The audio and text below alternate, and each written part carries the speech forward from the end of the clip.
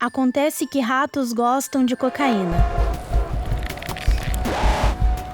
Bem, algo do tipo.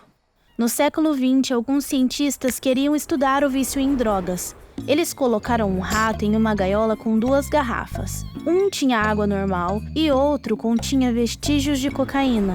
Constataram que os ratos quase sempre preferiram a água drogada e, na maioria das vezes, acabaram bebendo demais e tendo overdoses. Os cientistas concluíram que drogas como a cocaína são tão viciantes que enganam os ratos, chegando ao ponto de uma overdose. Mas nos anos 70, um cientista chamado Bruce Alexander percebeu que havia algo estranho no experimento. Os ratos estavam sozinhos em suas gaiolas vazias, então ele decidiu refazer o experimento. Bruce inventou um parque dos ratos, e o parque era o paraíso para eles. Tinha queijo, túneis e brinquedos. Porém, o mais importante era um espaço onde faziam companhia uns aos outros, e também tinha 2 garrafas de água, uma com água normal e a outra com água de cocaína. E Bruce se perguntou: o que os ratos do parque farão? E aqui está um detalhe fascinante. Os ratos do parque não bebiam água com droga, e se bebiam, não tinham overdose. Talvez eles tenham tentado beber algumas vezes, mas foi só isso. No primeiro experimento, quase 100% dos ratos tiveram uma overdose, mas no parque isso não ocorreu com quase nenhum deles. O experimento de Bruce Alexander desafiou a ideia de que vício em drogas é meramente causado pelos ganchos psicológicos das substâncias químicas.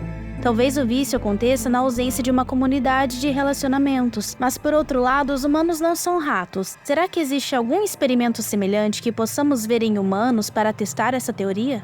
Os arquivos de psiquiatria geral conduziram um estudo detalhado com soldados que voltaram da guerra do Vietnã.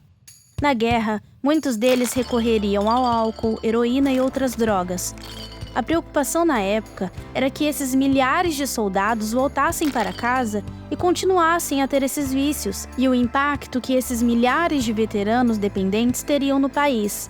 Mas aconteceu que 95% dos soldados que usavam drogas não continuaram a usá-las quando voltaram para casa.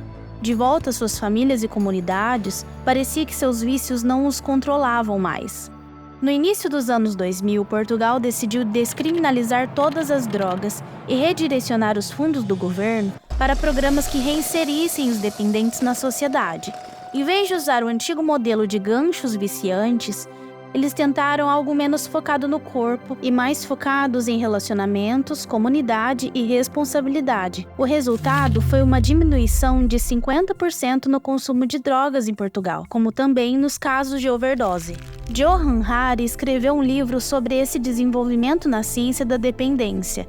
Ele concluiu seu livro dizendo: o oposto do vício não é a sobriedade, o oposto do vício é a conexão. Normalmente, faz sentido focar na parte física quando pensamos em doenças ou no bem-estar físico dos nossos entes queridos. Mas alguns especialistas direcionaram suas pesquisas para outras áreas, considerando não apenas tratamentos físicos, mas também mentais e sociais. Desde então, aprendemos que talvez a solidão seja um fator de maior risco para a saúde do que fumar ou não se exercitar.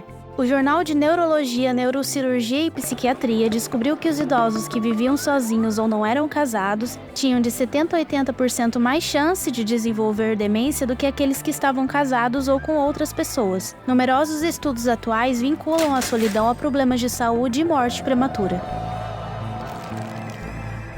Analisando dados do Instituto Nacional de Saúde do Envelhecimento e Medicina Interna dos Estados Unidos, a geriatra Carla Pericinoto, da Universidade da Califórnia, em São Francisco, descobriu que adultos com 60 anos ou mais que se sentiam solitários tinham 59% mais chances de sofrer um declínio em sua capacidade de realizar atividades diárias e tinham 45% mais chances de morrer.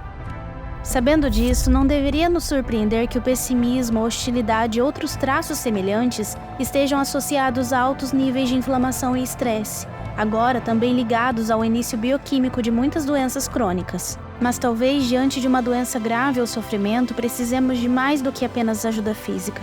Precisemos de algo muito mais profundo.